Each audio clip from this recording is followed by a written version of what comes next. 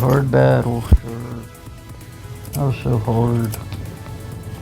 Oh my goodness, hard battle.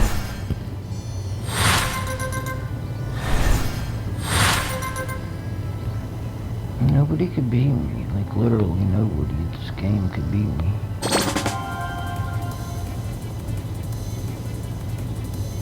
Look, Nick had 2 people up against me now.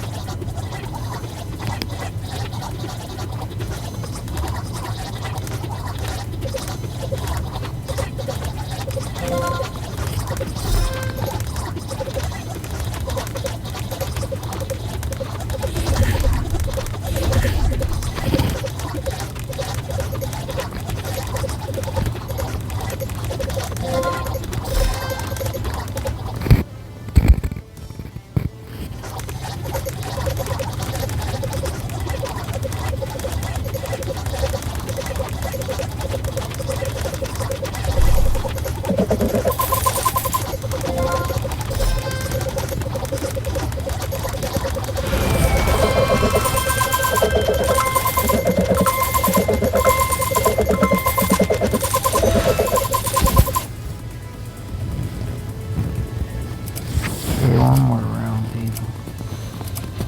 Sorry.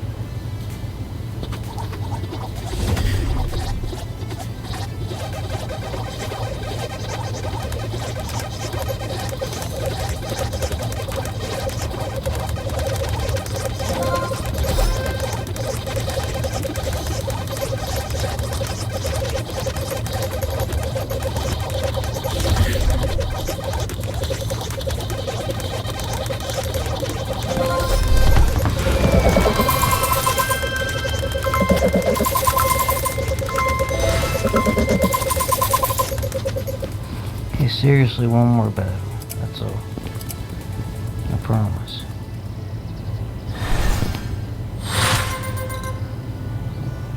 Chickens are awesome at this game.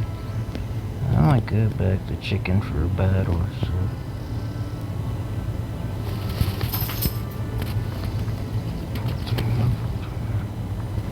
Oh, I don't know. Now let's give the chickens a try. Hey, Roof, what's up, buddy? It's my boy Rufus. Is my dog. He's a Morty. He's so cool, man. I love him. It's my best friend. My best friend. Super hard battle. I bet you it's a super easy battle.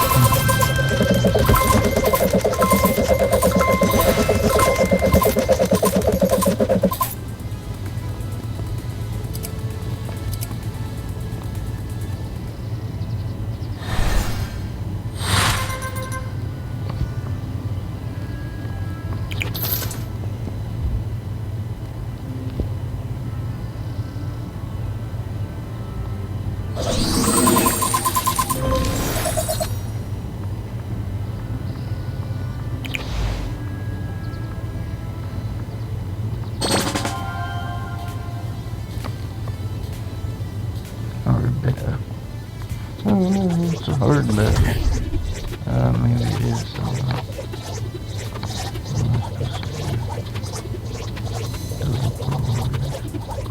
Change.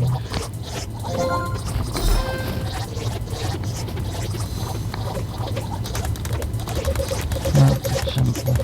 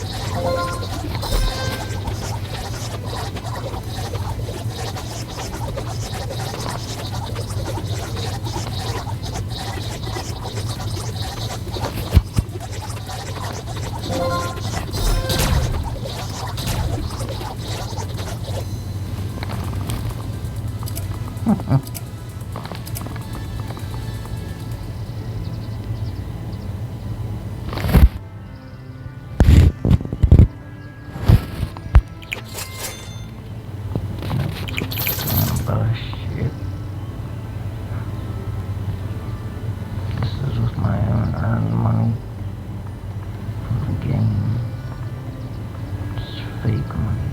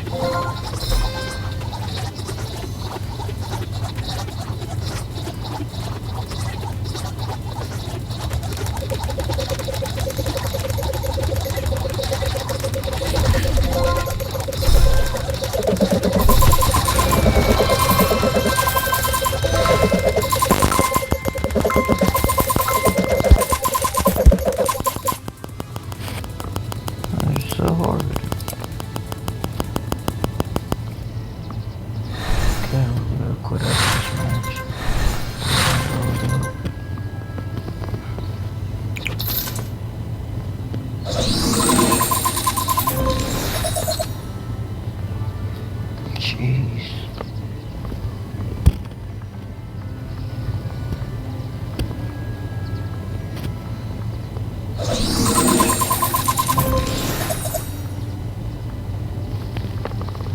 Might as well start leveling up one of these things.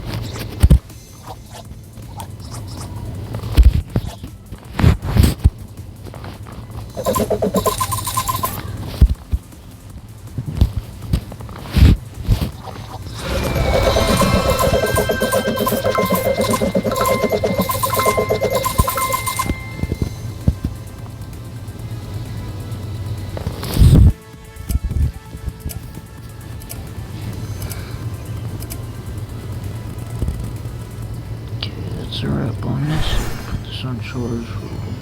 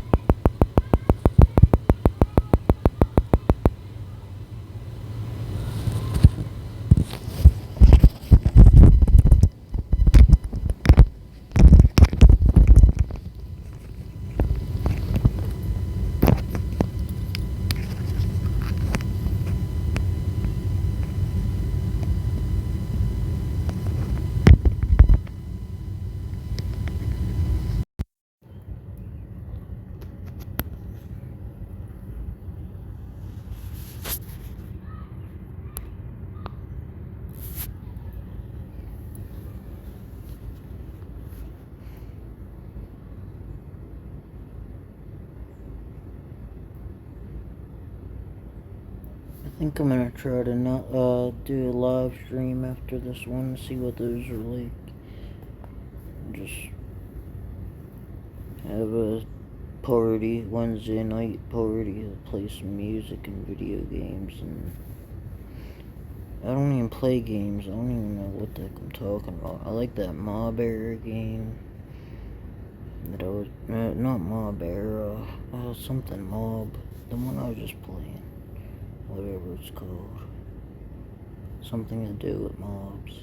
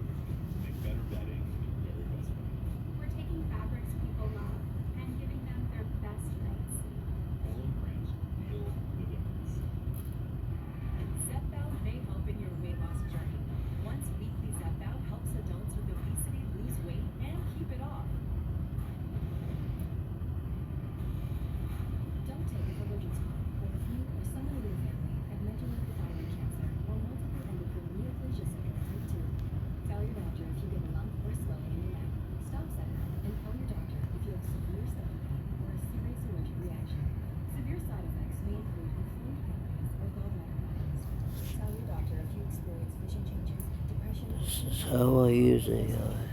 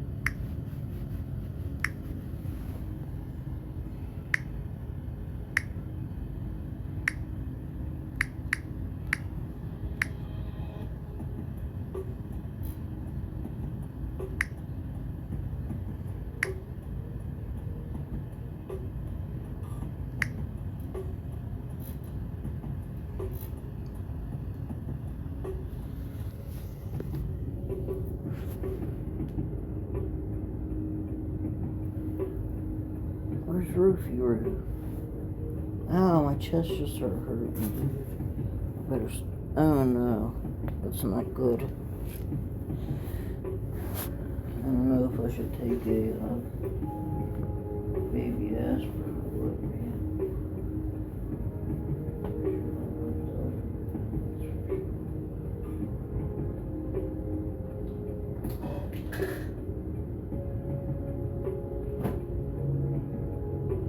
You have to go out, Rufus.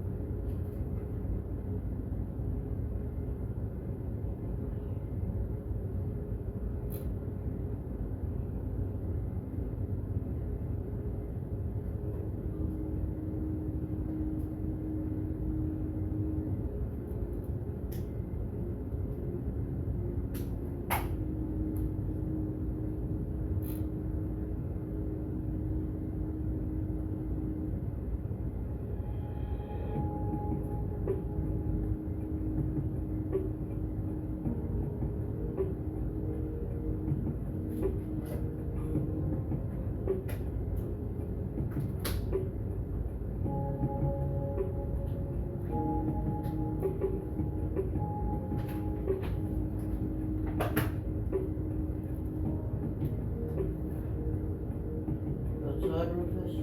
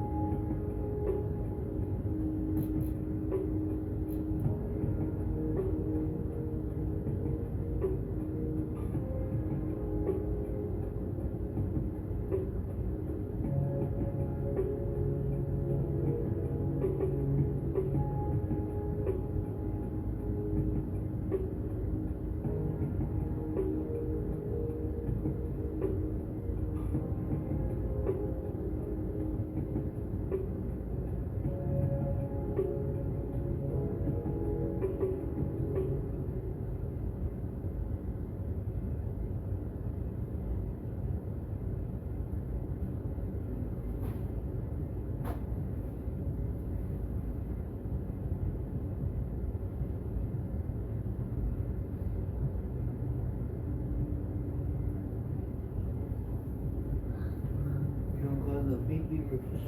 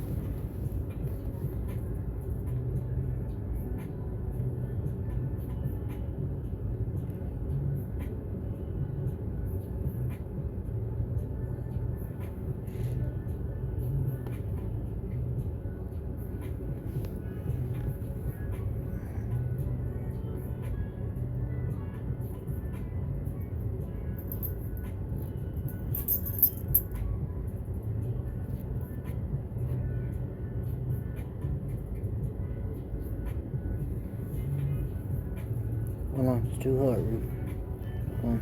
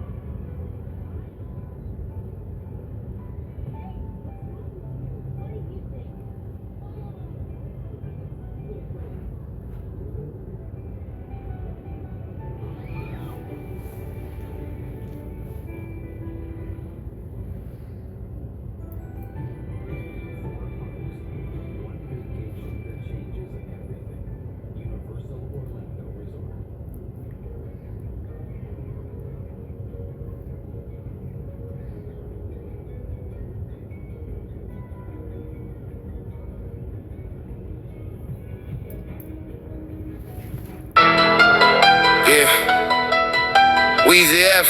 Gilly. Young money. Cash money. Check the temperature, man. It's cold. Yeah. Guess who's back? You stepped into the wrong shop, homie. Knock, knock. Who's there?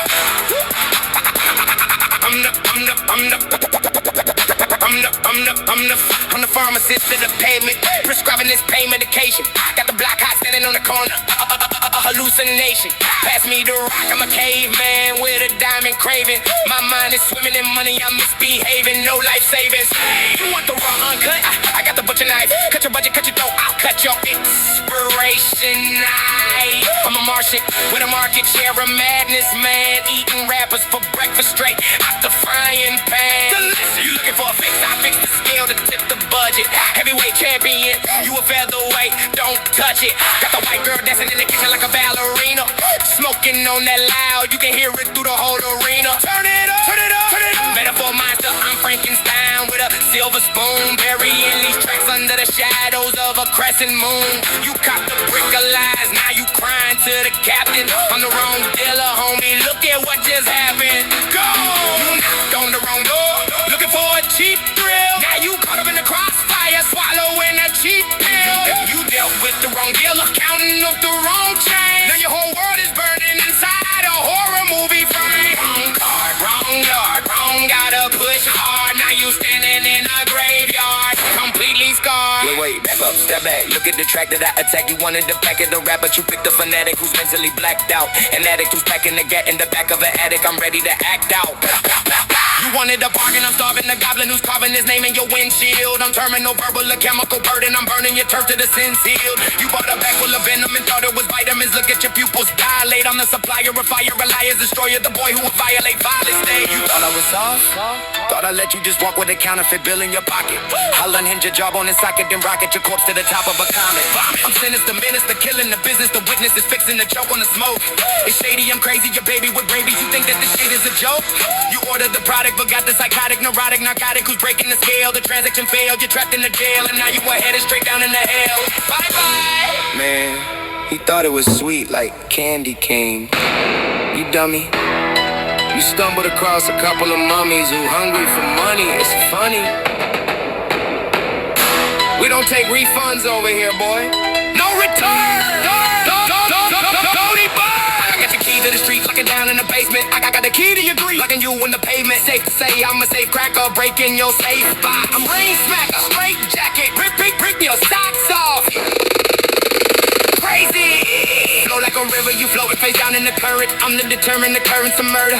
Your insurance won't cure it. No receipt for your soul. I already sold it to the highest bidder. Quitters never win and winners leave you bitter in the litter.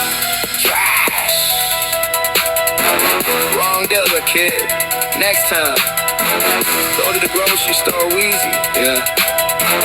Don't ever come back here, choke on it, shady out. You stepped into the wrong shop, homie. Knock, knock, who's there?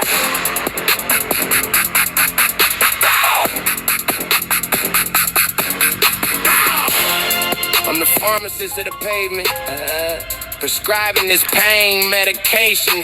I'm the pharmacist of the pavement, prescribing this pain medication. Got the block standing on the corner of hallucination. Pass me the rock, I'm a caveman with a diamond craving.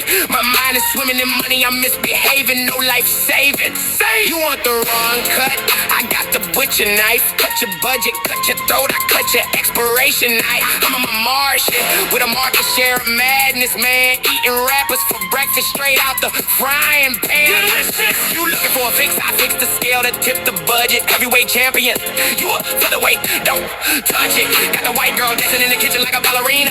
Smoking on it loud, you can hear it through the whole arena. Turn it up, metaphor monster. I'm Frankenstein with a silver spoon, burying these tracks under the shadows of a crescent moon. You got the brick of lies, now you crying to the captain. I'm the wrong dealer, homie, look at what just happened. Oh, you knocked on the wrong door, looking for a cheap thrill. Now you caught up in the crossfire, swallowing a cheap pill. You dealt with the wrong dealer, counting up the wrong change. Now your whole world is burning inside a horror movie frame. Wrong car, wrong yard, wrong guy to push hard. Now you standing in the graveyard, completely scarred. Wait, back up, step back. Look at the track that I attack. You wanted to pack it to rap, but you picked a fanatic who's mentally blacked out. An addict who's packing the gat in the back of an attic. I'm ready to act out. Stop! You wanted the bargain, I'm starving. I got who's carving his name in your windshield. I'm terminal verbal, a chemical burden. I'm burning your turf to the sense here. You bought a bag full of venom and thought it was vitamins. Look at your pupils dilate. I'm the supplier of fire, a liar, destroyer, the boy who will violate violent state. You thought I was soft? Thought I let you just walk with a counterfeit bill in your pocket. I'll unhinge your jawbone and socket, then rocket your corpse to the top of a comet. Vomit. I'm sinister, minister, killing the business. The witness is fixing to choke on the smoke. It's shady, I'm crazy, a baby with rabies. You think that this shit is a joke? You ordered the product, but got the psychotic, neurotic, narcotic who's breaking the scale. The transaction failed, you're trapped in the jail, and now you are headed straight down into hell. Bye-bye. Man, he thought it was sweet like candy cane. You dummy, you stumbled across a couple of mummies. You hungry for money, it's funny. We don't take refunds over here, boy. No return, only burn. I got the key to the streets, lock it down in the basement. I got the key to your grief, locking you in the pavement. Safe to say I'm a safe cracker, breaking your safe box. I'm a brain smacker, straight jacket, ripping your socks off. Crazy! No, like a river, you floating face down in the current. I'm the deterrent occurrence of murder. Your insurance won't cure it. No receipt for your soul, I already sold it to the highest bidder. Quitters never win, and winners leave you bitter in the litter. Trash. Wrong dealer, kid. Next time, go to the grocery store Wheezy. Yeah, don't ever come back here. Choke on it. Shady out. Moolah.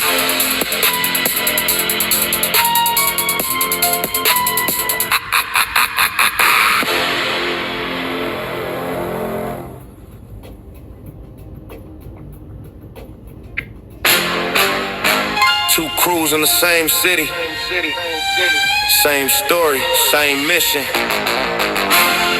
Yeah, wake and bake, baby. Guess who's back? Shady. Let's go. Lay back in the Cadillac, chronic smoking the ventilation, dictating the game, giving the streets a revelation. Top dog in the kennel, I don't bark, I just bite. Silencer on the barrel when I creep through the night. Microphone assassin, matching the static with the precision. We routing the competition, constructing a new division. Hold up, wait, back up the track. I'm attacking the map with a tactical axe, and I'm packing the facts to the fabric. A rapper just cracking collapse, I'm a lyrical maniac. Look at the panic I cause when I spit it, I rip it, I kill it. You critics admitted, I did it, you finished, I'm infinite. God of the syllable, invisible criminal, chemical, pinnacle flow. Spitting it clinical, look at the physical damage I do when I violently blow. Unstoppable monster, I can't get a genre, you better go. Call up the medic, the flow is prophetic, pathetic opponents are paralyzed, permanently dynamic. Yeah, Curtis in the building, boo, Young Money. Yeah, Young Money, Young Money, Young Money. Yeah, Young Money. Shout the tune, I'm a monster, a goblin, I eat it for breakfast. Got diamonds on diamonds, they dancing and jumping all over my necklace. I'm higher than Martian, I'm parking the star and I'm sparking the matrix. You boys are just actors, you staring at greatness, I'm filling the spaces. I got the cash in the coffin, I'm coughing the blood on the track. The Hollygrove hero, the king of the zoo, ain't no turning me back. No ceilings, no floors, I'm a beast, I'm a dog, I'm a shark in the water. I married the game and I turned every track to a beautiful slaughter. Yeah, they talk about money, but look at the scars on my chest, I survived. The industry hated, they debated, but look who was still alive. I'm a South Southside soldier, international mogul. I pull up in trucks, you running your mouth, but you broken. You don't even make any bucks. I'm the master of malice. I sit on the palace, the chrome to your dome. You step in my zone and you're leaving your family crying alone. I'm a heavyweight champion, making the millions. I run this entire estate. You looking at power, you looking at respect. It's a legendary checkmate. Yeah, straight like that. Look what we did. G-Unit. Yeah. This is the war of the giants, the clash of the kings in the ring. We taking the crown and we burning down every single thing. The west to the east to the south to the north, we command the terrain. For forces of nature immortalized, bringing the pain. No survivors remaining. The kingdom is locked in our grip. The legends are warring, we loading the clip, and we letting it rip.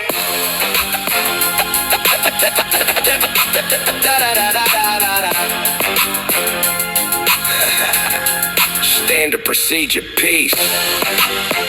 Get rich or die trying, son. West Coast, baby. Long Beach style. Over and out.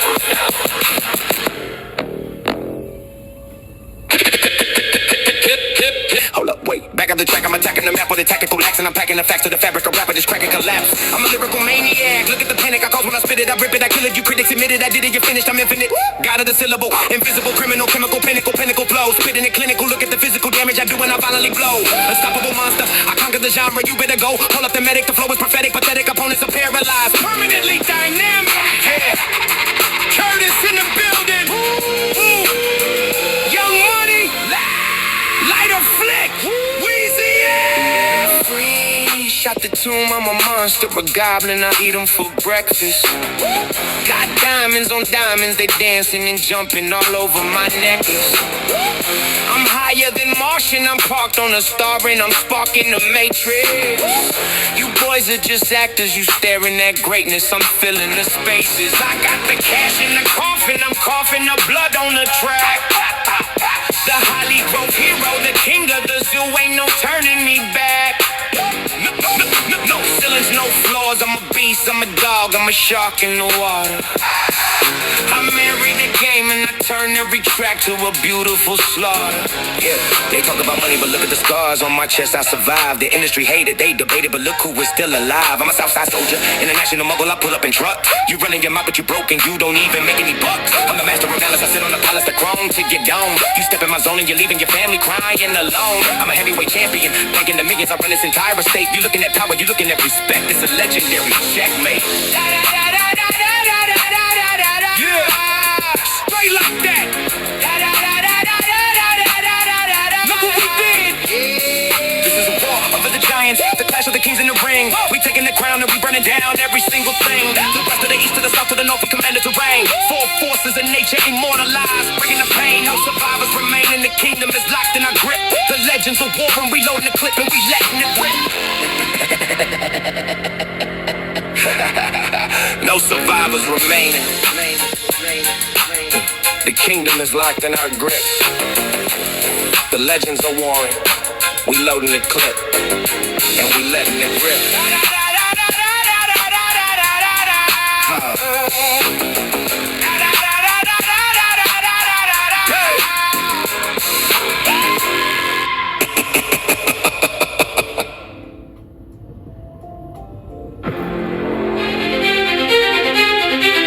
Maytag music.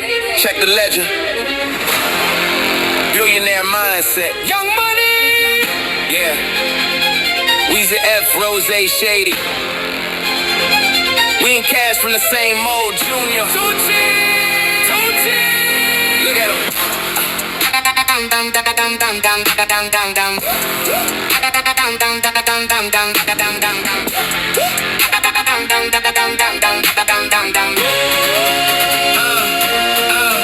Panorama watches, marble floors in the mansion.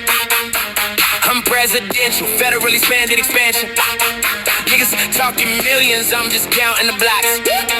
Blue Bel Air bottles got the corks ready to pop. Black Maybach, 10 windows. windows. Cruising the coast, I'm the Holy Ghost of wealth. What these rappers want most. It got smoke billowing out the sunroof ceiling. Uncut raw diamonds, what a beautiful feeling. Beautiful. I stood on the corner where the shadows were lurk. Now I'm corporate executive, putting in work. I am different by design, gold on my spine. You niggas out of luck, I'm just taking what's mine. The Teflon John never fold under pressure. Keep the money in the vault, keep the heat on the dresser. Yeah, built from the concrete, fed by the struggle every single day. Just another power. Hustle, hustle, hustle, hustle, hustle. Yeah, straight up, I am built different. Check the DNA strand. Got a heavy metal heart and a weapon in my hand. Black hearts, fire in my eyes. Can't tame it. If the track is on fire, you know Tunchi came to claim it. Tunchi! We are built different. Yeah, we cut from the cloud. You niggas playing safe. We just taking it off. Black hearts, fire in my eyes. Can't tame it. Built different. Motherfucker, ain't no way to explain it. Young Money. Young Money! Light a flick, okay, let's go. I'm an alien, a Martian, putting on a monster show. Got the flow so cold, need a mint coat in the summer. I'm a numbers man, baby, but your girl got my number. Syrup in a double cup, leaning like a kickstand. Big dog giant, you a little bitty midget man. I chew the beat up like a piece of bubble gum and spit the flavor out until the whole track is numb. I'm a syllable killer, gorilla in the villa. My flow is thriller, Mike Jack, no filler. No filler. Got the crown on my head, locked tight with the screws. I don't ever lose. Got the red band and the blues. I'm a shark in the puddle, you a tadpole in the ocean. Got the potion for the motion, explicit devotion. Motherfucker, I'm the go, put the boat on the track, and I'm never looking back. Tap my chest, tap my back, yeah, guess who's back? Look at the way that I manipulate the lyrical miracle. Syllable, spiritual, critical, cynical, visual, criminal. I'm at the pinnacle, minimal effort. I'm ripping the digital, subliminal messages, messing with medical history. I'm a psychological anomaly, honestly, nobody follow me. Probably thinking I'm out of my mind. An atrocity, velocity high. I'm a lyrical kamikaze. Running the mic, I don't give a fuck. Better duck when I throw the atomic bomb. I'm calmer than the Dalai Lama, but I'm ready to drop my bomb. Any mama jammer, slamming a hammer down on the grammar. I'm an animal. They want the old shady, I'm crazy, you're lazy, you're hazy, you're blazing a trail through the hell that you fell in. I'm yelling at anybody who thinking they better. I'm severing heads in the shed with a lead pipe, red eye, bed tight, dead right. I'm built with a structural fracture inside of my brain. I'm insane, I'm a train on the tracks, no brakes, no pain. You are not on my level, I dance with the devil, a rebel with metal. I settle the score, then I level the flow. Different breed, different cloth. Young Money. Bang, bang, bang, bang, bang, bang, bang, bang, bang, music. Shady Tunchi, Rose, Tunchi. We built this empire from the dirt. Black hearts, fire. Yeah, we out here.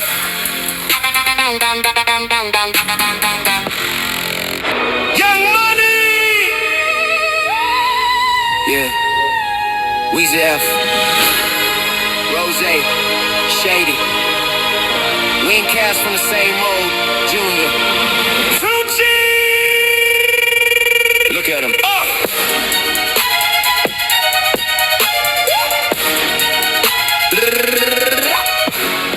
Ride watches, marble floors in the mansion. I'm presidential, federal, expanded expansion. Niggas talking millions, I'm just counting the blocks. Blue Bel Air bottles got the corks ready to pop. Black Maybach, tinted windows, cruising the coast. I'm the Holy Ghost of wealth. What these rappers want most. It got smoke billowing out the sunroof ceiling. Uncut raw diamonds, what a beautiful feeling. I stood on a corner where the shadows were lurk.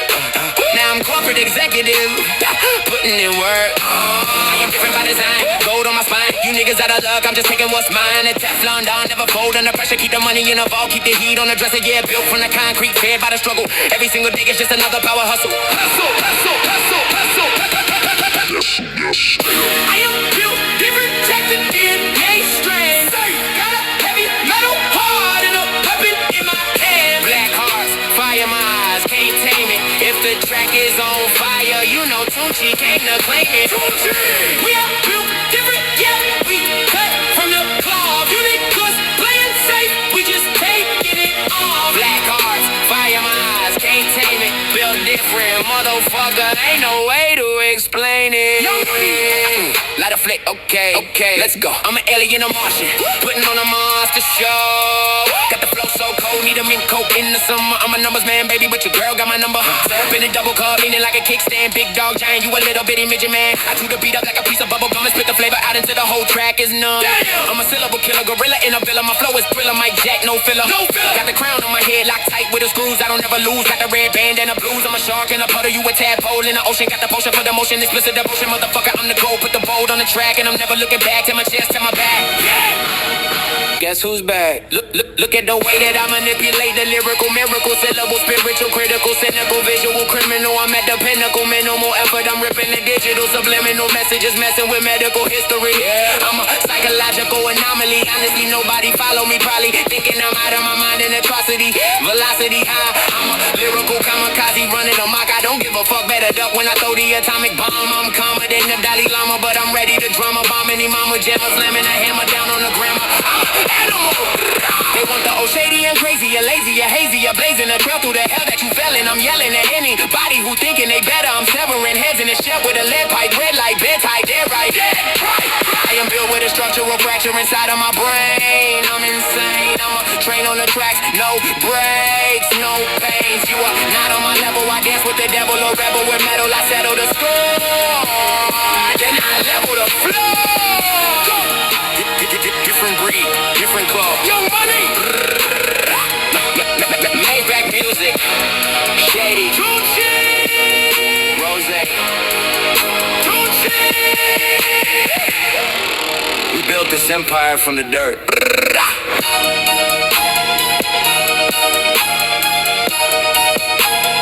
Black hearts. Fire. Yeah. We out of here.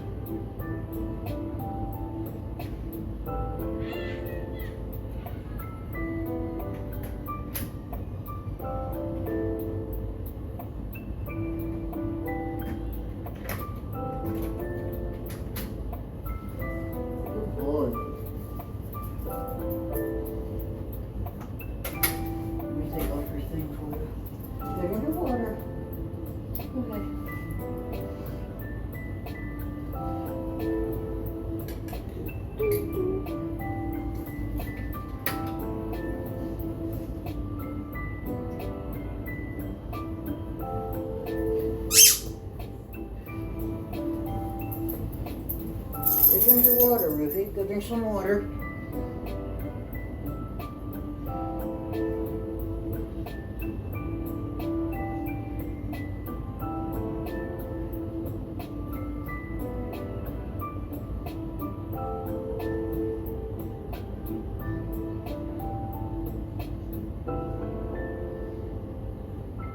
Rufus is a good boy. Go drink your water and we will play toys. Go drink your water. Go drink your water and we will play toys.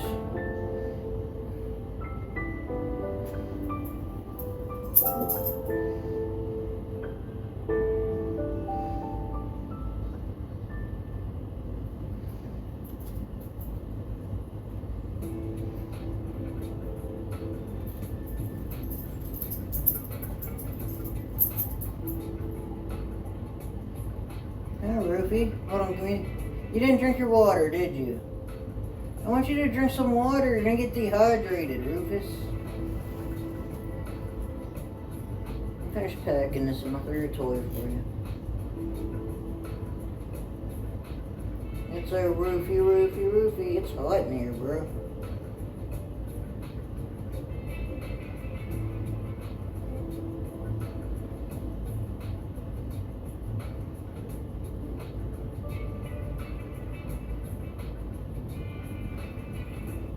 He's a good Roofy. Don't worry, I'll be down in a minute to play with you. I'm gonna hit this pool a couple of times, okay, Roofy? Thanks for being patient. Do.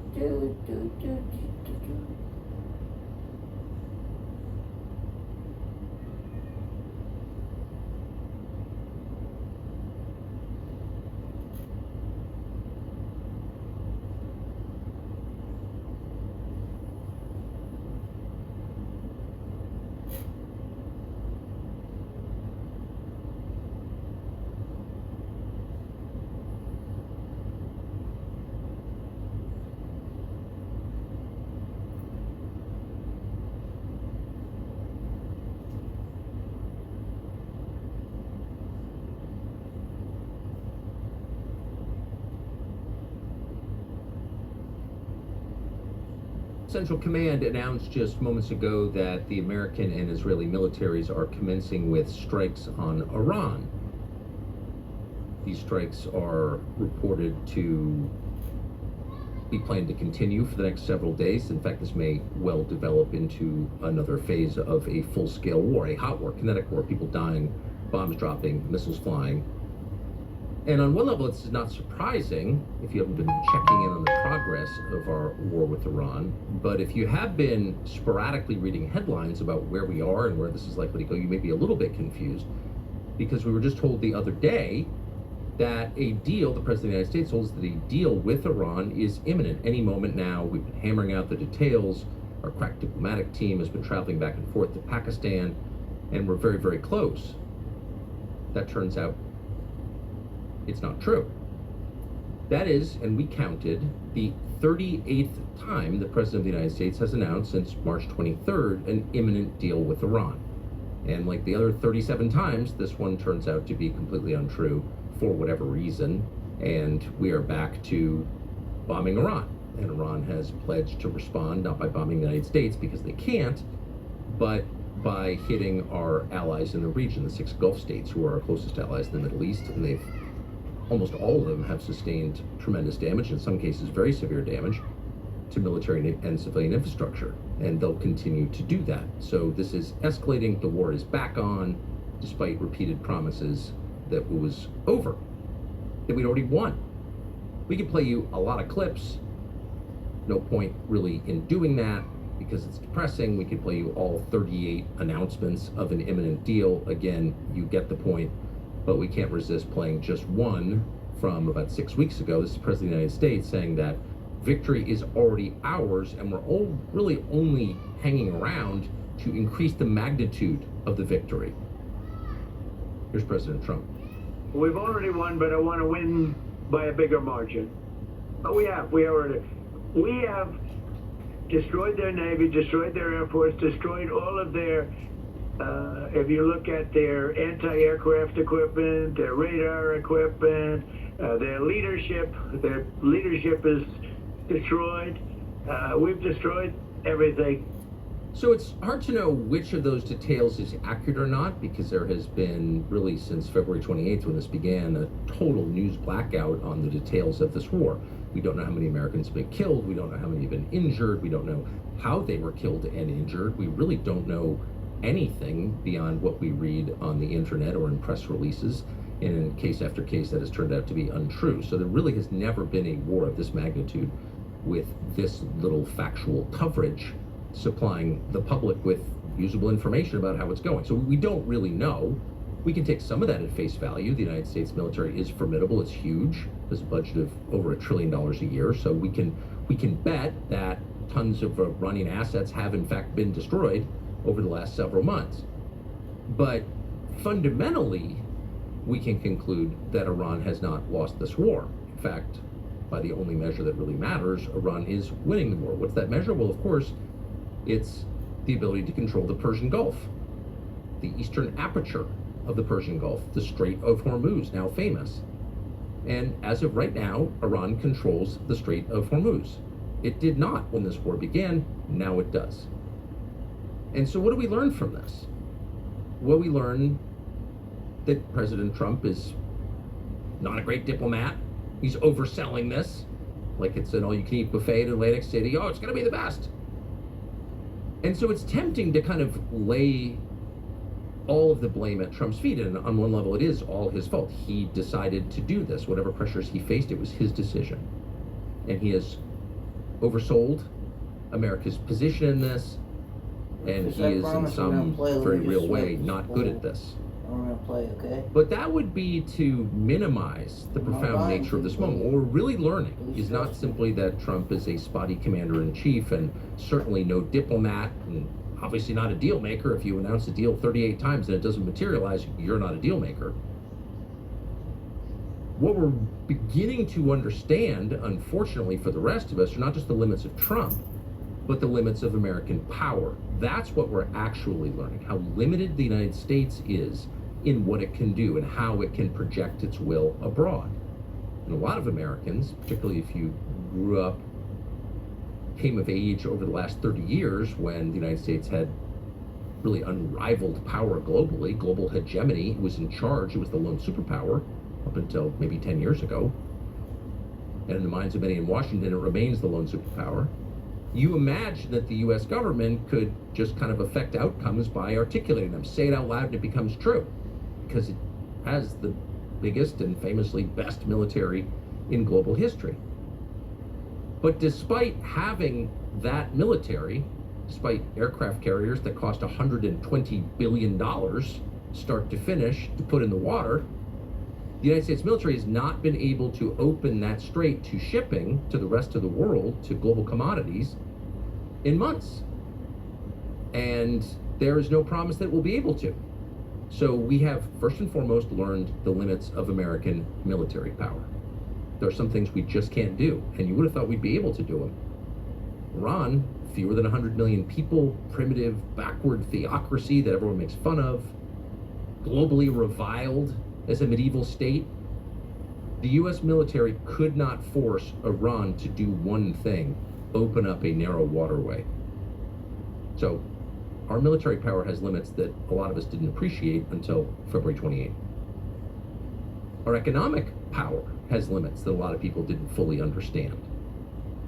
It's a little confusing after hearing for decades that the United States, as one of the world's largest oil reserves, and by far the most sophisticated oil extraction technology, every oil-producing country in the world uses American technology to get the oil out of the ground and the gas. It's a little confusing to learn, but it's true, it turns out, that despite having energy independence, the United States is not at all energy independent. And gas is now more expensive in your town because of this war. Does that make sense? Well, yeah, if you understand the true nature of the US economy, which is globalized. The United States economy, like every other economy on the globe, is linked to the rest of the world and dependent on the rest of the world.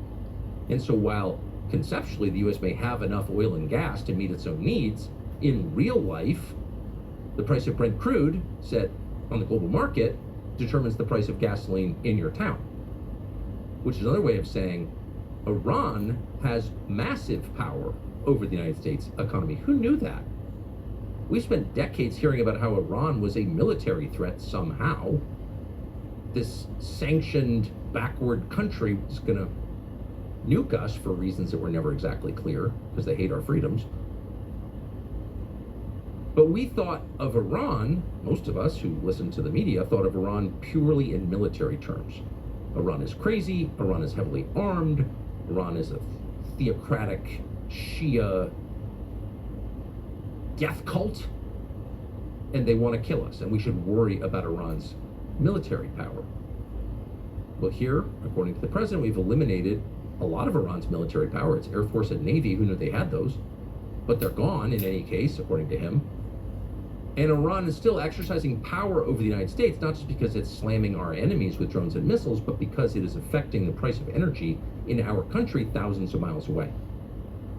And that illustrates a really important truth, which is the United States is not independent on any level economically, because the United States is part of a global economic system that the United States promoted and benefited from in some ways for many decades. So we are ensnared by globalization. There's kind of no way out of it, at least in the short term. You may want to ignore what happens in Iran or the Persian Gulf and say, well, we can meet our needs, but you actually can't. And not just with energy, with every manufactured product, starting with pharmaceuticals and ending with automobiles. All of it is dependent on free trade between nations, on globalization, which again, our country promoted and has benefited from. But now we find out that we have a lot less economic power than we thought we did because we're not in control. Control is actually in the hands of international markets, whatever those are, but it's not in our hands. And the third area in which American power has been radically reduced, obviously, is its moral power, which conservatives spend a lot of time making fun of. Moral power, what's that? We don't have to be loved, we have to be feared. But it is also true that those very same people, in fact, acknowledge it when they say America is exceptional. It is a beacon of freedom to the rest of the world. People look to the United States as an example of what we'd like to be, and that's why the majority of global constitutions copy ours, our system of government, liberal democracy. And all of that rested on the idea that the United States, while flawed and capable of fomenting coups and assassinating people, kind of went out of its way to pretend it didn't. You know, why did the United States pretend it didn't? Why did the US government do these things and then deny doing them? Well, because even while doing them, the United States government acknowledged those things were wrong. It is never allowed to kill the innocent. Assassination is not war, it's a crime. Killing the families of people you don't like is not allowed. We have done that, but we've never admitted that we're doing it. We've never done it openly. And when caught, we either deny it or apologize for it and put the people who did it on trial. Lieutenant Calley and the rest, et cetera, et cetera, et cetera. That's why we have war crimes trials, to make the statement that we have standards that are above savagery. We're America, we're better than you morally, not just richer, but better than you. And that has power. And we have in fact used that moral power to our great benefit for a long time. Suddenly, that is gone. How do we know it's gone? Because the United States government is no longer pretending that it is not doing certain things that it's never done before, like assassinate people openly, beginning with General Soleimani at the end of Trump's first term. It is killing civilians. It blew up a girls' school attached to the IRGC naval base in the opening hours of the war and never apologized for it. Not one time did anyone from the US government say, well, that was awful, sorry. Not one time. That's just the cost of war, apparently. And more specifically, and in some ways more shockingly, the United States government has threatened to target, and then 2 days ago, targeted civilian infrastructure. Meaning the systems that keep people alive, keep civilians alive in Iran and any country. Power, water, sewage, desal. Necessary for life. The lives of people who are not fighting in the war, who did not make the decisions that led to the war, who are innocent bystanders. The kind of people you are not allowed to kill on purpose, but when you destroy civilian infrastructure, you are killing them on purpose. And so while the US government in war has destroyed civilian infrastructure at scale, by the way, during the Second World War, this has happened before, but it has never happened so openly and without apology, and never once has any American leader threatened in public to kill civilians unless the government of the country he opposes submits. That's never happened, because that's barbaric behavior. That's not what civilized nations do. And suddenly, not only is the US government doing that, but no one is saying anything about it. Like, that's just fine. And there's also, of course, because why wouldn't you at this point, it's threatening nuclear strikes against entire populations, or as the president himself said, civilizations. Now, let's hope none of that happens, and let's hope there aren't further strikes on civilian infrastructure, that civilians aren't killed on purpose. Not simply because we're like bleeding heart liberals that think it's bad, but because it's not good for our country, because, well, in the end, what you do will be done to you. That's almost a physics principle. That's just a fact. That's not moralizing. That's reality. What you do will be done to you. And the United States has a lot more civilian infrastructure than Iran does. So if the global hegemon is announcing that it's okay to murder civilians in a country you don't like, whose policies you oppose, it stands to reason that we may be the victim of that kind of thinking. In fact, it's dead certain that we will be the victim of that kind of thinking. Americans will be the victims of that. So this is a huge moment and a huge loss for the United States. But maybe above all, the way in which American power has been reduced, and this is the saddest to say out loud, is that it is suddenly obvious to everyone, both in this country and around the world, that the United States does not have sovereignty, which is another way of saying American leaders aren't really in charge of America. They can make some decisions, they can make noises and give speeches, but big decisions, the ones that change the course of history, are not up to them. They're employees. They're not the boss. Now, who is the boss? Well, that's an open debate. But in this war, it has become very obvious, undeniable, and in fact, it's been admitted by this administration that the President of the United States didn't decide the time and place of this war. The Prime Minister of Israel decided the time and place of this war. Benjamin Netanyahu was in charge. Admitting that out loud, and of course it was known to everyone who was paying close attention, is a sea change in the way not just the rest of the world thinks about the United States, but the way Americans think about their own country. Because the premise of our system is that the people who live here are in charge of it, and that they can control its outcomes by voting. We just had elections in a lot of the country, primaries yesterday. And ever diminishing number of people march off to the polls with the notion in mind that I can change things with my vote. The war in Iran has taught us that actually on the big questions, the people you elect aren't even in charge. Someone else is, in this case, Benjamin Netanyahu. What are the long-term effects of a population understanding that voting doesn't make any difference? Well, it's hard to know. We've never been here before in 250 years. But it's easy to imagine that radicalism, extremism, violence would be the outcome of that. Because if people cease believing that they have any power whatsoever to change a system that is hurting them, there's no peaceful way to make the pain stop. They will use non-peaceful means to get what they want. Democracy, famously, is a pressure relief valve. It keeps people calm. You may not like what's happening right now, but just wait till the election and you can change it. When people start to believe that's not possible, that it's all fake, that in the end, no matter what you vote for or who you elect, Benjamin Netanyahu or some other foreigner is in charge of your country, or the donors, why wouldn't they take extra legal means to express their frustration? Well, they probably would. And you would get a violent, chaotic country, like so many countries around the world. So you don't want that. But unless someone restores not just the fiction, but the reality of sovereignty to the United States, meaning you can elect somebody and he can change the system if he wants, if he has a mandate from voters to do it, he can change it in ways that Bill Ackman doesn't like.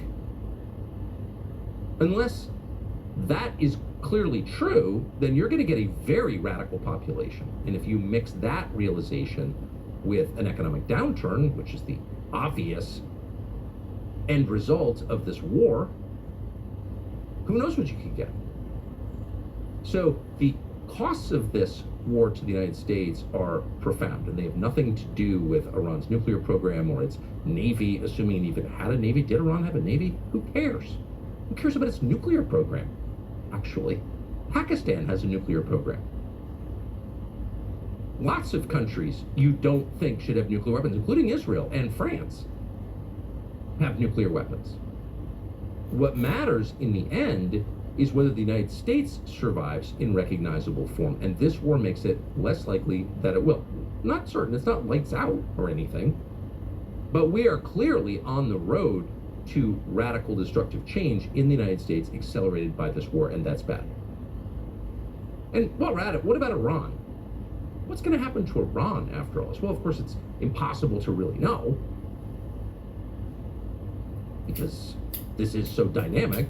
Again, the announcement was made less than 20 minutes ago that we're back at war, and who knows where that will wind up. But if current trends continue, it seems pretty clear that Iran will emerge from this war stronger, battered, lots of dead people, lots of destroyed infrastructure, probably a refugee crisis, not much of a standing army maybe, who knows? But it is very hard to believe that Iran will emerge from this without control. Maybe shared control with Oman, but still control of the Strait of Hormuz. And that makes, that one fact alone makes Iran a global player in the globalized economy. There is no getting around the fact that if you want to get your commodities out of the Gulf, through which a fifth of global commodities flow, energy, petrochemicals, you're going to have to deal with Iran. So that means that after months of war with Iran, this rogue state, this Middle Eastern North Korea run by crazy people who are cannibals or throwing gays off buildings for fun, that country becomes almost inevitably a real country that other real countries deal with as a peer country.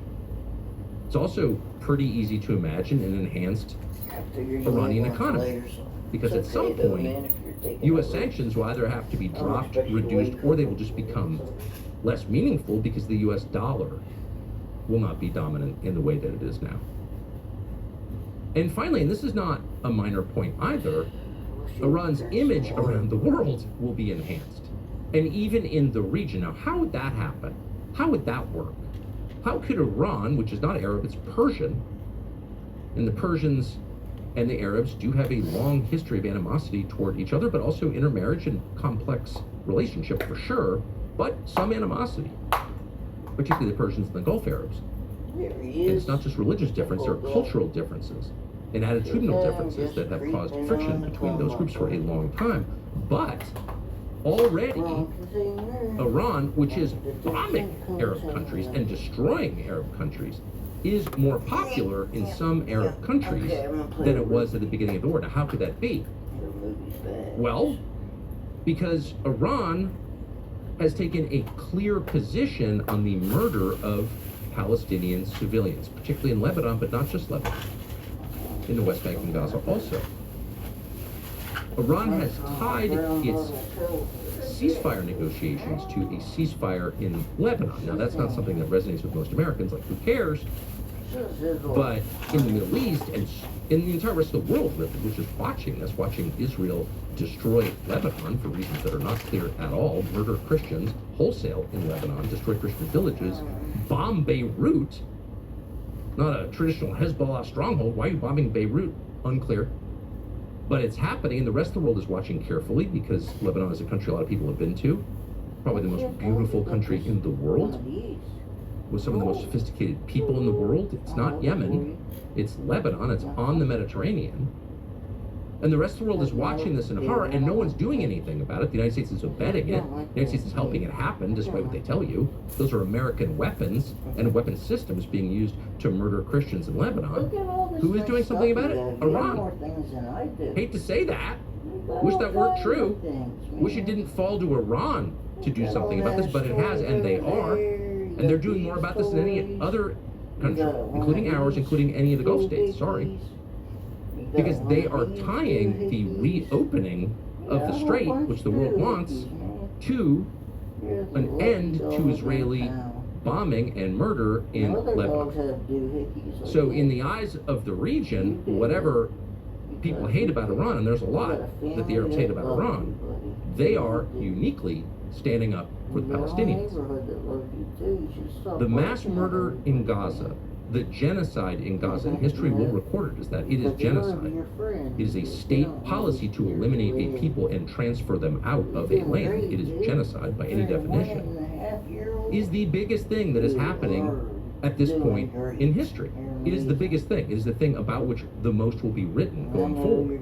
How did the rest of the world watch this and do nothing? How did the United States back this? How did the United States become the only country on the planet, other than Israel, to approve of this genocide? These are questions normal people will ask fairly soon. They're asking them now. And Iran, for all of its many faults, as an American, it's painful to admit this, has tried to do something about it. So long term, that doesn't hurt Iran, whatever their motive for doing that. That does not hurt Iran. That enhances Iran as a state. So the whole thing, like so much of life, has turned out to be exactly the opposite of what you thought. You initiate a regime change war against Iran, you kill its elderly cleric head of state, you blow up a girls' school, you sink its ships, you decapitate its air force, whatever that was. You unleash the full fury of the largest military in human history on this country, and in the end, almost inevitably, that country becomes stronger and the countries that attack it become weaker. Again, only in real life do ironies like this exist, but they are everywhere. In fact, that is the story of life. The opposite happens. Who could have called this? Who could have seen this coming? Well, certainly almost no one in Washington saw this coming, because they've been talking about this war with Iran and the need to decapitate Iran and do something about Iran. America's biggest problem is Iran and their proxies and the Houthis and Hezbollah and Hamas. And they've been yammering on about this at the Brookings Institution and CNN and the Atlantic Council and every place where midwits with overpriced degrees gather to talk about the world that they don't understand, whose languages they don't speak. But whenever they gather in Washington to talk about the world, Iran is at the top of the list of problems we must solve.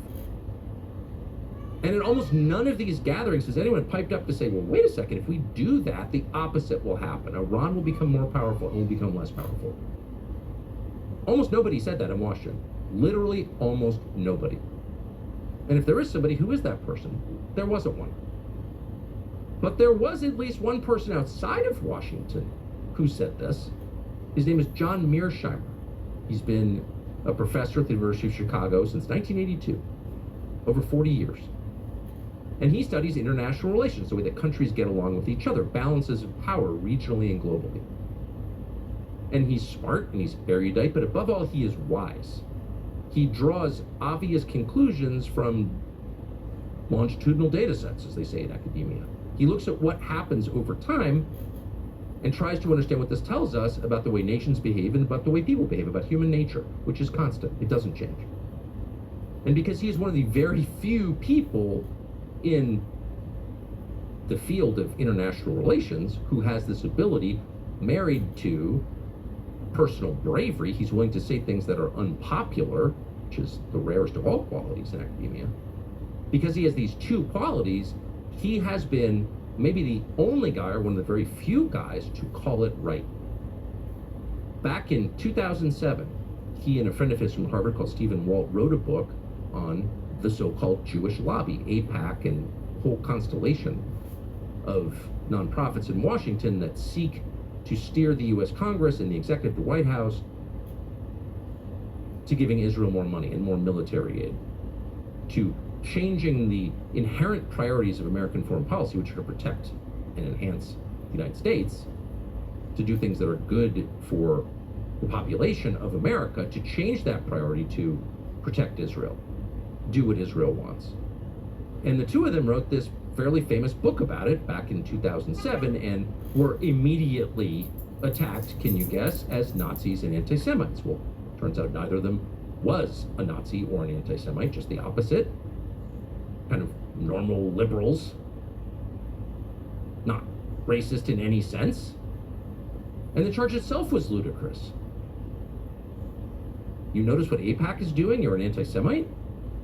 You're like, if you criticized Pfizer, you're against all science? I mean, it doesn't make any sense. It's a slur, it's slander designed to make you be quiet. And in most cases it works, which is why they keep doing it. But in this one specific case, it didn't work.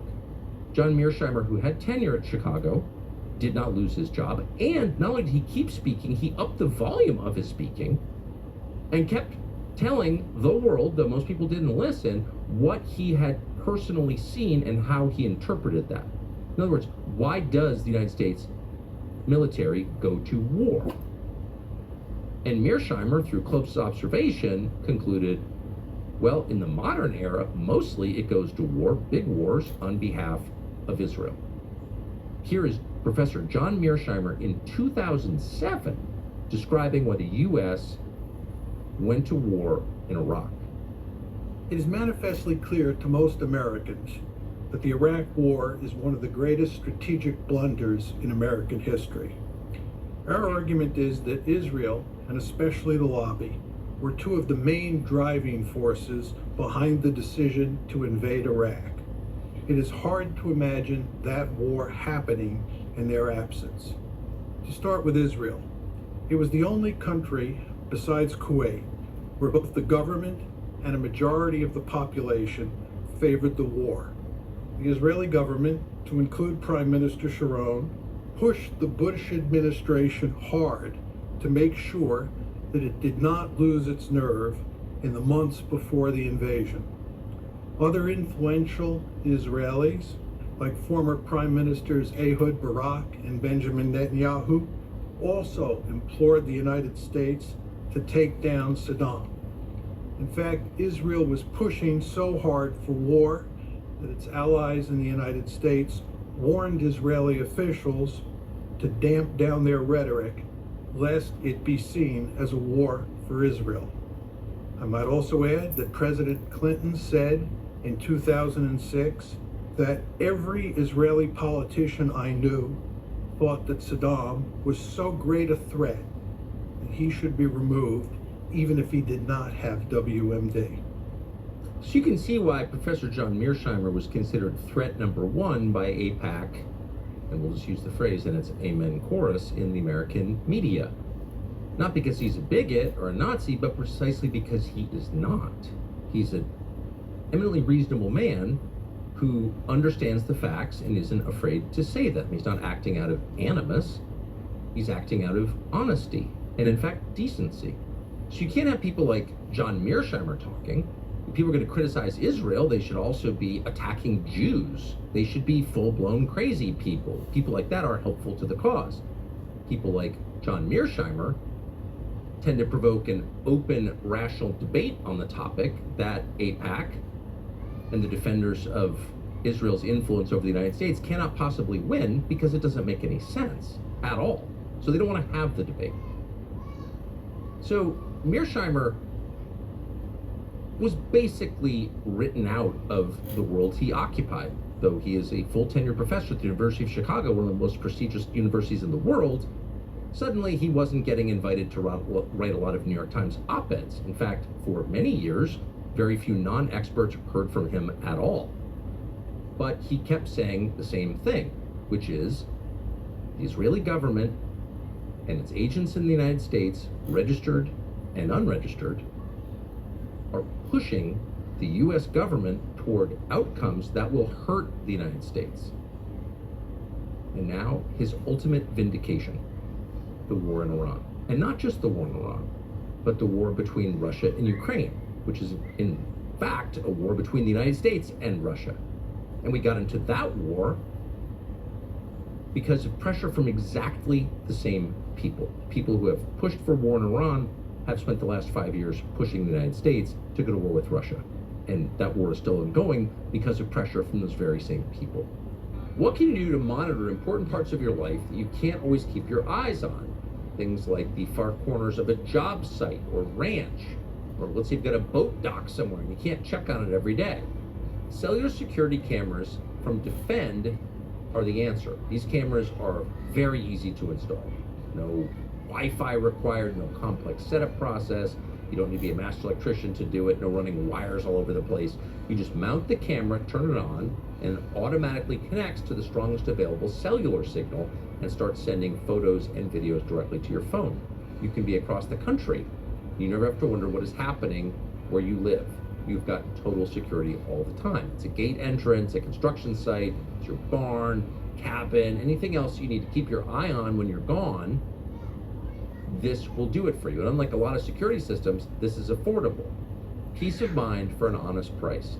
DefendCellCam.com is the address. Go there, see for yourself. DefendCellCam.com. If you've got a signal, you've got 24-hour security. So where does this leave us now? Is either one of those wars going to end anytime soon? Is it possible that either one is resolved in a way that doesn't hurt the U.S.? And what is the motive behind getting the U.S. military, American taxpayers, and service members involved in wars in Ukraine and Iran that can't possibly benefit us? Why would you want to do that? And why is our political class allowed it to happen? Those are some of the questions that we asked Professor John Mearsheimer in an interview that every person should listen to. Every American should watch this. So without further delay, here's Professor John Mearsheimer. Professor Mearsheimer, thank you very much. The most vindicated man in America. I think of you all the time. By the way, your piece on the Israeli lobby came out in 2006. I just checked. The book came out in 2007, so 20 years ago, and it was widely derided, universally derided in the media as a conspiracy theory. There was no such thing. If that book came out today, how do you think it would sell? Oh, I think it would sell lots of copies. There's no question about that. It sold lots of copies then, although the lobby went to enormous lengths to suppress it. Do you know Abe Foxman, the former head of the ADL, wrote a book attacking our book before our book came out?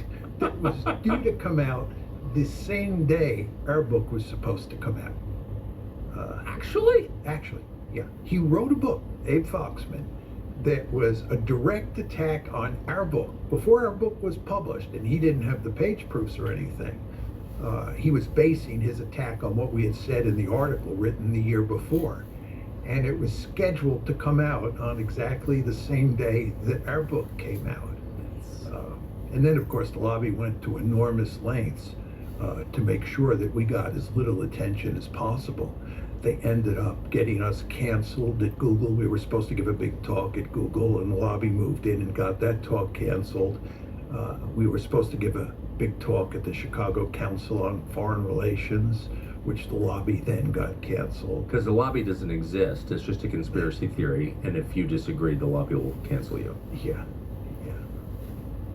Well, I'm just grateful that you lived long enough to see yourself vindicated, completely vindicated, and not just on that question, but on many others. So now this has got to be, as someone who assesses the world for a living, one of the most interesting moments of your life, because the world is, well, where are we? Let's just start there. You look out, and what do you see? Nothing but trouble everywhere, and that makes it incredibly interesting. Yes. And depressing at the same time. I do wake up sometimes in the morning depressed at the thought that I'm now going to have to go read all the newspapers and all the websites and get the bad news. But it is a fascinating world, and trying to make sense of it is a very interesting business. So, the idea of coming here to talk to you is very enticing, because we get to sort of feel our way around and try and figure out what's going on. It's just incredible. And I don't know the answer. That's why I'm so grateful you're here. But I sense that this is a change that history will record as profound. This is not just a bump in the road. This is a detour. I think with regard to both the Ukraine war and the war against Iran, profound change is going to result from both. I think that Putin is going to win in Ukraine. Ukraine is going to end up as a dysfunctional rump state. I think in the process of this war, NATO has been wrecked. Yes. The U.S.-European transatlantic relationship has been badly damaged. And if you go to the Middle East, I think the Iranians are going to come out of this war in much better shape than they went into the war on February 28th. And I think that America's position in the Middle East, and certainly Israel's position, is going to be badly damaged as a result of this war. Those are my instincts as well. Along the way to that outcome, which, I mean, nothing's guaranteed, but I strongly agree with your assessment. I think that's very likely to happen in both places, but all kinds of other things could happen. So as bad things, very destructive things. So as you look at both conflicts, which gives you more concern? I find it hard to answer that question because I'm so concerned about both conflicts. Yes. Well, let's start with Ukraine. Yeah, and I would just say as a general point, I think that the worst outcome in both cases, and I can expound on each, is the possibility of nuclear weapons being used. Yes. And let's start with Ukraine, as you say. The Ukrainians, with strong support from mainly the Europeans, but also the United States, have ramped up their drone war and missile war against the territory of Russia. In other words, they're striking deep into Russia, and they're doing significant damage inside of Russia. And the Russians believe that this has to stop, especially since the Europeans and the Americans are talking about increasing the volume and quality of the attacks in the future. And The Trump administration. The Trump administration, yeah. I don't think President Trump himself, but I think the deep state is committed to the Ukraine war still. I mean, Trump has pulled away in a lot of respects, but I think the deep state remains committed, and certainly the Europeans remain deeply committed to helping Ukraine inflict punishment on the civilian population and on infrastructure deep inside of Russia. And the Russians are having a devil of a time stopping that. And the end result is that there is increasing talk inside of Russia that the only solution to this problem is for Russia to attack with conventional weaponry to start with European countries or NATO countries. In other words, Russia has to stop limiting its attacks to Ukraine, and it has to start thinking about attacking inside of Europe, but with conventional weapons.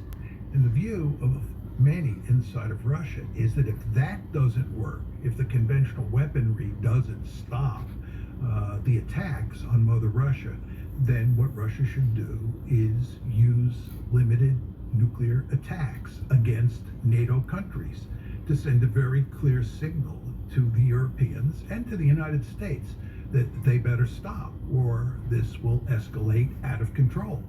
So I think there is a serious possibility. I don't think it's a likely possibility, but I think there's a serious possibility that nuclear weapons will be used in the Ukraine war. There's been very little coverage in the American press of Ukrainian, European American attacks on the Russian homeland. To what extent have they caused damage and casualties, and their serious attacks? Well, they've caused serious damage to the energy infrastructure, and they occasionally kill a good number of Russian citizens. This is nothing like the bombing attacks in World War II, Right. or even the American bombing campaign in Vietnam. It's not on that scale. But from a Russian perspective, any serious attacks on Mother Russia are unacceptable. And the problem that Putin faces is that there has long been widespread criticism inside Russia that he has not waged the war against Ukraine vigorously enough. The fact is that Putin and the Russian military, of course, have gone to great lengths to minimize the number of Ukrainian civilians who have been killed. It's very important to understand. You'd never know this from reading the mainstream media in the West. No, because he's Hitler. Yes. That the Russians have actually not waged a serious punishment campaign against the civilian population inside of Ukraine, with the possible exception of destroying the electrical grid. But even there, the end result was that not many civilians were killed. But what's happening here is that pressure is beginning to build on Putin to up the ante, to escalate, because of these attacks on Russian infrastructure and on the Russian civilian population. And the pressure is really building. And you see this in the writings of Sergei Karaganov, who is the principal proponent of the view that I just described. Sergei Karaganov says that when he first proposed this view, shortly after the war in Ukraine started, this is back in February of 2022, most people viewed him as an outlier. They didn't take his argument seriously. He says now that the overwhelming majority of people that he talks to inside the Russian elite and even inside the broader population agree with his view, that it's time for the Russians to take the gloves off and to begin to attack into Eastern Europe with conventional weapons to start with, of course.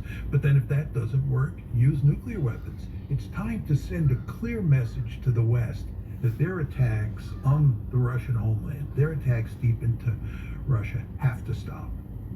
Cost of living is already making it hard to live here, and it's not getting any better. Unfortunately, it's likely to get worse, and a lot of Americans fill the gap with credit cards, not just for fancy dinners, but to cover things like groceries and bills.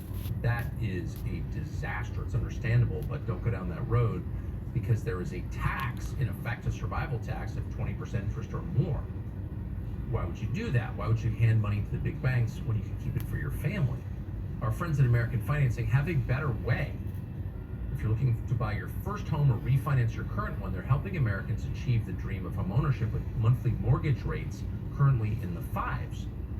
American Financing saves its customers an average of $800 per month. That's nearly 10 grand every year back to you. This isn't just a loan, it's a total financial reset. So debt is tough, but there's a smart way to do it and a reckless, self-destructive way to do it, credit cards. And so we recommend American Financing. They're salary-based, not commission-based, which means they actually work for you, not the banks. They're called America's Home for Home Loans for a reason. Call 800-685-5696. 800-685-5696 or visit AmericanFinancing.net/Tucker. I don't want to be, well, before I get to my theories about it, what would be the motive of the United States and Western European countries to accelerate and to fund drone and missile attacks into Russia? Like, what do they hope to achieve by doing that? Well, the Karaganov argument, which I think is correct, is that the Russians believe that they don't think that this is a red line. People in the West, especially in Europe, think they can continue to up the ante and increase the number of attacks and the quality of the attacks, or the lethality of the attacks. Well, there's a belief that this will bring Putin to the negotiating table and that Ukraine will be able to get a favorable deal. In other words, if we increase the scope and scale of these attacks, Putin will surrender. Beatings will continue until morale improves, kind of thing? Yeah. And so that's the idea. And the argument that people like Karaganov make is that the only way that we can reverse this situation is make it clear to the West that there is a red line here. They don't understand that, but we're going to make it clear. And the way we're going to do it is we're going to attack NATO countries, and we're going to dare them to counterattack. And the bet is that the Europeans and the Americans will back off and tell the Ukrainians no more of those attacks. We won't assist you. We won't provide you with the drones and the intelligence to attack Mother Russia anymore. And that this will work. And the Karaganov view is if it doesn't work, what we'll then do is use nuclear weapons. And that will surely send a clear message that there is a red line here. I understand the reasoning. I disagree. I think that the European leaders and American leaders would be thrilled if Russia bombed the Baltics, Eastern Europe, even Western Europe. And I think they'd be more thrilled if they used nuclear weapons, because it would give Western leaders a justification for waging an all-out direct war on Russia, which is what they want. I don't think the United States wants an all-out direct war on Russia. If it was a nuclear war, that would mean that a large number of people would be incinerated. I mean, it does seem like, though, there's this pattern, and I think you see it in this current war, where the West provokes Russia to action so it can cast Russia as Nazi Germany and justify aggression against Russia. there's no question about that. But here we're talking about NATO getting involved in a war. And NATO's in no position to win a war against the Russians, number one. Number two, the last thing the United States wants, given that we're up to our eyeballs in alligators in the Middle East, plus we have to worry about containing China and East Asia, is a war in Ukraine against Russia. And then most important of all, once you talk about the United States and Russia actually fighting each other, the threat of nuclear escalation goes up greatly. And the last thing we want is a nuclear war over Ukraine, because Ukraine is just not that important. It is to some people in the U.S. government. I mean, their ancestors are from there. They identify with it. They really care about it. I mean, of course, I agree with everything you're saying, but just then people are not thinking clearly. They really think that by killing civilians or destroying infrastructure in Russia, they can get Putin to, who's under pressure from his right flank, as you just said, to say, okay, you're right. Well, Karyanov's point is, you're absolutely right that people in the West are not thinking clearly. Yes. So what we have to do is we have to focus the mind. And there's no better way to focus the mind than to pop off a couple nuclear weapons in Europe. That will focus their mind. They will get the message. They will understand that we are then out on the slippery slope to oblivion, and they will back off. But that's the only way you can get them to back off. Do you think the people in Russia saying this mean it? Yes. The thing you want to remember, and I think it's very hard for Americans in general to understand this, is that Russia views what's happening in Ukraine as an existential threat. Yes. Ukraine is their backyard. Think back to the Cuban Missile Crisis. The idea of the Soviet Union placing nuclear warheads on missiles inside of Cuba was categorically unacceptable to the United States. Just unacceptable. It was viewed as a threat to our survival. It was a mortal threat. Whether that was right or not is another issue, but that was the view. The Russians have made it clear since 2008, when we said that NATO would expand to the point where it included Ukraine, that this was an existential threat. It would not be allowed to happen. The war broke out in February 2022, and since that war broke out, we have a situation where Ukraine, which was backed by the United States, invaded Mother Russia. Just think about that. Ukraine, an ally of the United States, a country we're supporting, invaded Mother Russia. Then, that was in August of 2024, then in February of 2025, Ukraine attacked one way of Russia went after its Russian colonies. Ukraine is supported by the United States. It gets intelligence from the United States.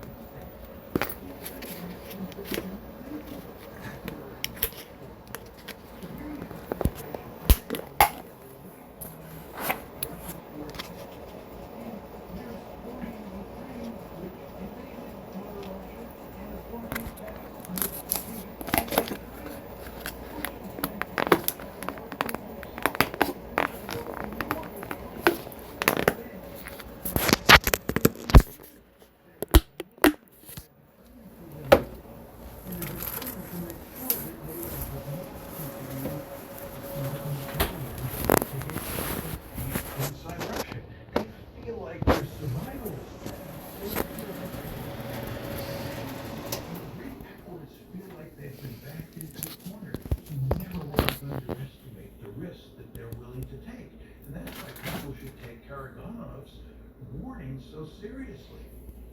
I do. But even Hi, Rufus. doesn't seem to. And I'm confused by why Donald Trump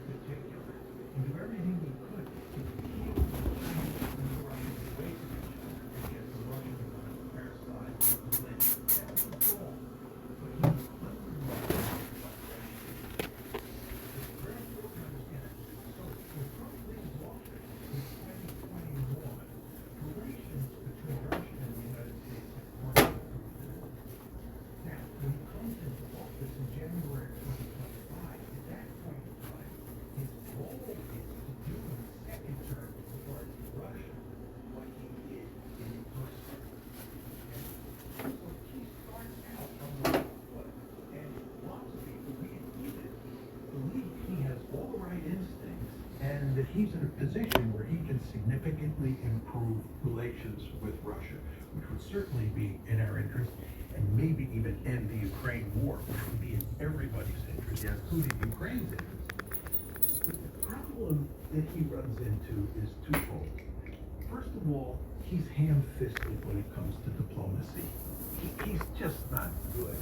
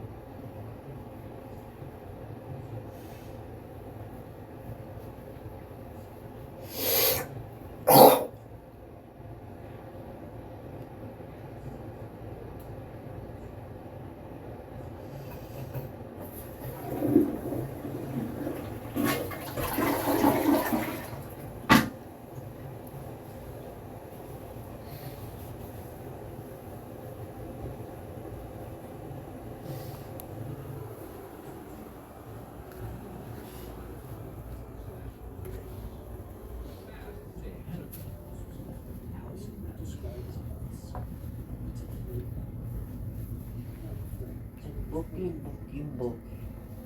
Boogie, boogie, boogie.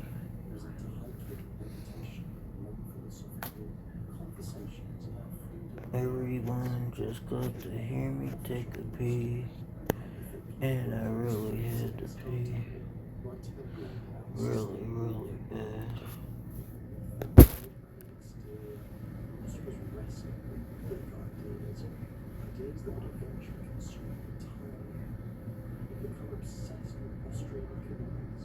Libertarian school of thought that argues for minimal government intervention in markets. The Republic families Murray Rothbard and Friedrich Hayek like his scripture. They believe generally that individuals should have complete autonomy in their own lives, including related to their bodies. The war on drugs, to Ross, wasn't just bad policy, it was a moral abomination. Why should the government have the power to tell adults they couldn't use marijuana, psychedelics, or any other substance? Why were millions of people being arrested or imprisoned and having their lives destroyed over personal choices that harmed no one else? It was tyranny dressed up as public health policy. Here's where Ross's story takes a turn from philosophical drama to something darker. He decided he could actually do something about it. Not by running for office or writing op-eds or organising protests. No, Ross wanted to build a system that would make the drug more obsolete. A marketplace so efficient, so secure, and so beyond the reach of law enforcement that would demonstrate once and for all that prohibition was futile. He started researching. He taught himself advanced web development, cryptography, and server management. He studied Bitcoin, which was still a fringe curiosity in 2010. He learned about Tor, the anonymity network that could hide web traffic from surveillance. And slowly, piece by piece, began building what would become Silk Road. Ross didn't tell anyone what he was doing. He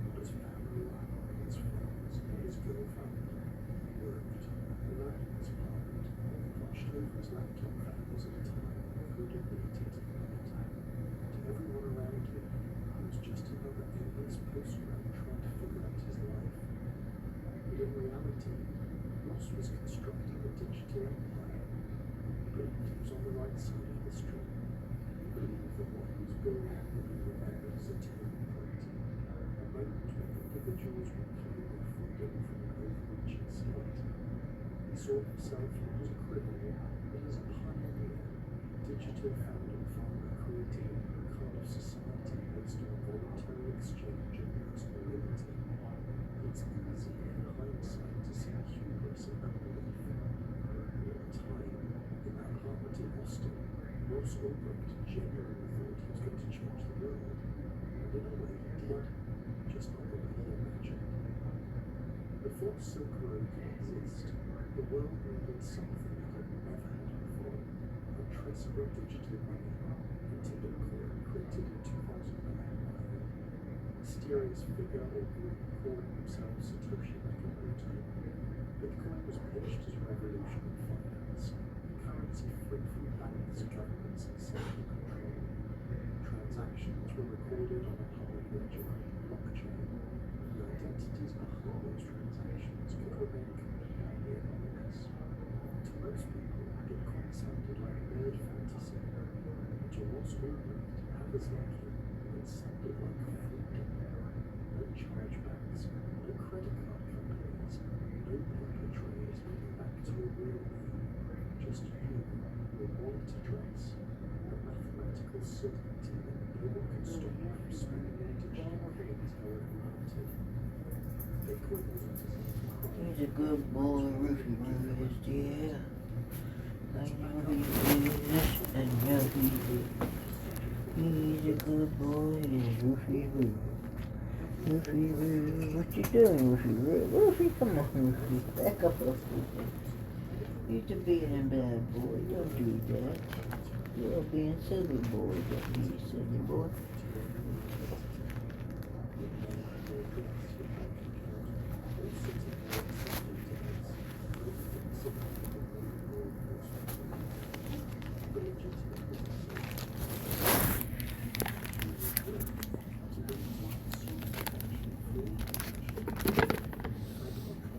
So, lately, I've been smoking the most chronic weed I've ever had in my life. The strongest chronic I've ever had in my life. And the jar is broken and raining down glass all over my bed. But I'll show everybody.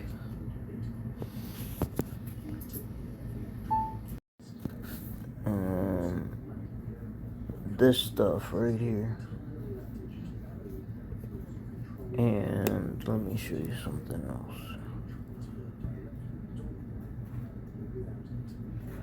See where it says THCA? And then 40.77%. That's the percent THCA. And if you understand how crazy that is, that means almost 40% of, it means 40% of the strain of weed is actually THC. Almost half the plant is THC. So I've been smoking that like crazy, so I'm gonna give my brain a break. And I have some of this medical. It's in a jar over here. So it's called Tropicana. It's sativa. I very rarely smoke sativa, but this is a very different kind of sativa. One that has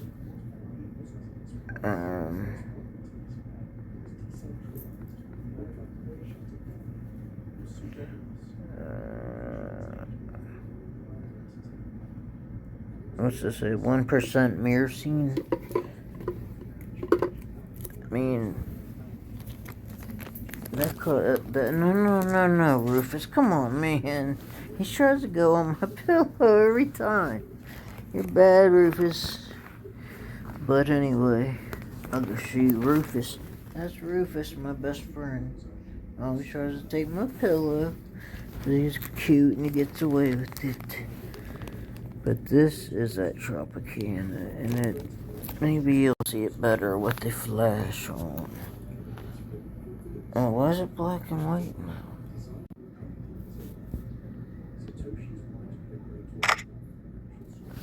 I want you to see the tricones reflecting, but it's not gonna work because it's in a baggie, but it's very dank.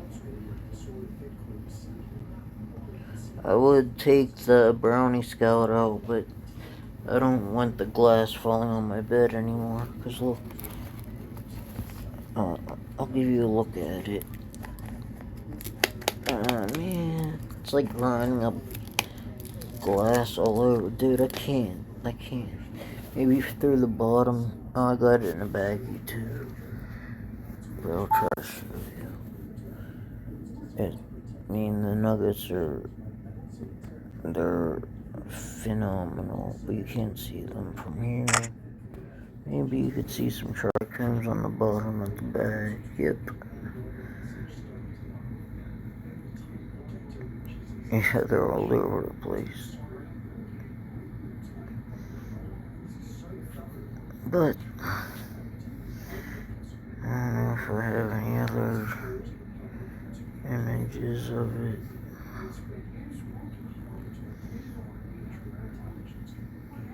Oh, there goes the THCA of 40.77%, CBGA 2.19%.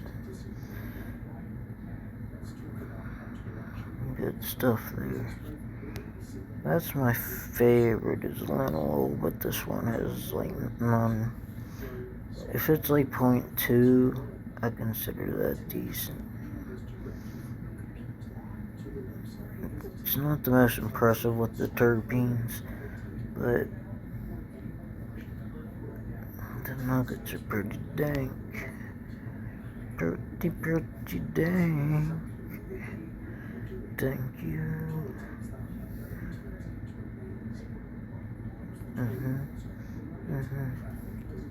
Delicious. Okay, so I'll get a picture of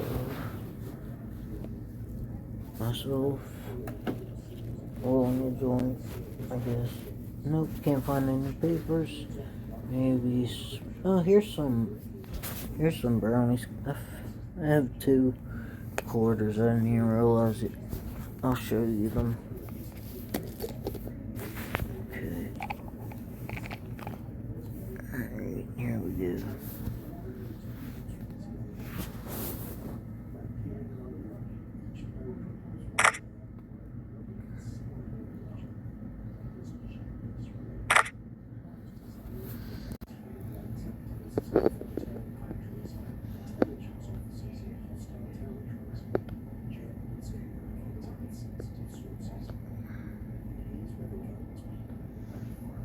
Yeah.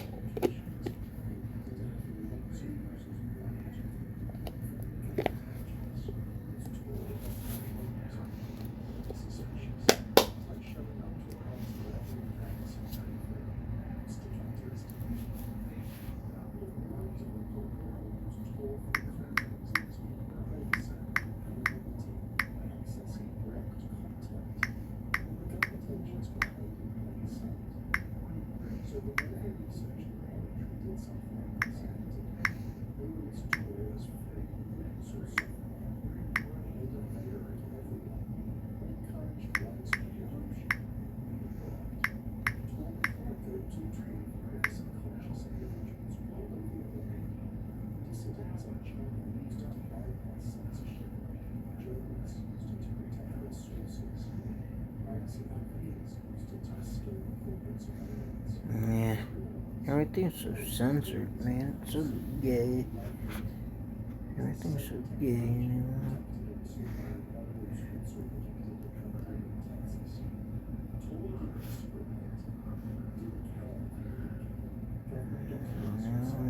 How do I play music off of Drive?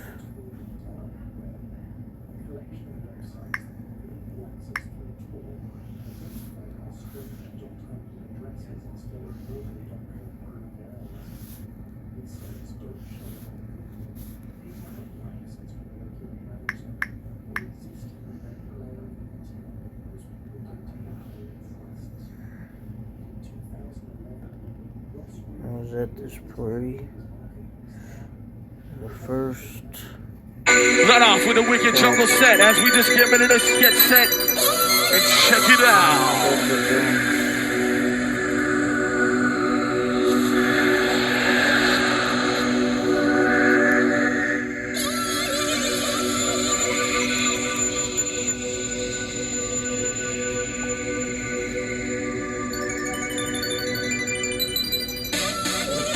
Georgia and then MC.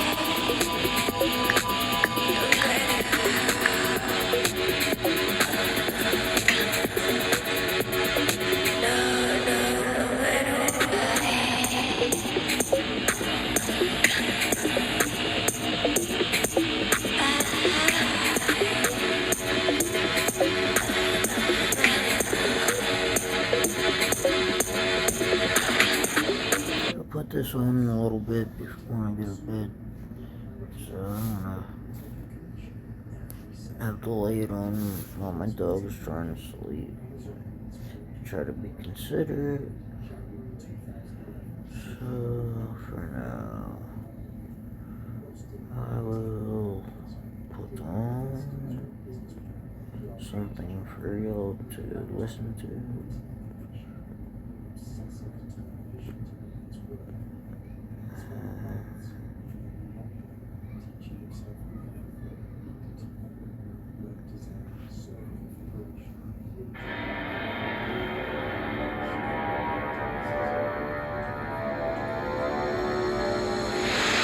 We're gonna try to make a streamer using green hair.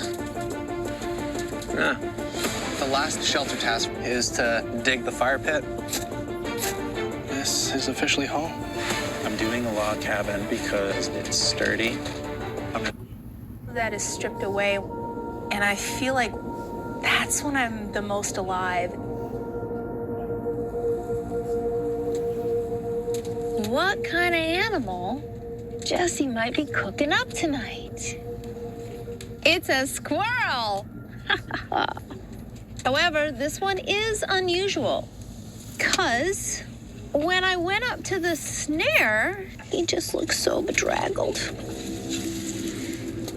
But the poor little guy, like, I was going to, like, skin him out, and, like, literally his head fell off. Like, that's how hard something was really trying.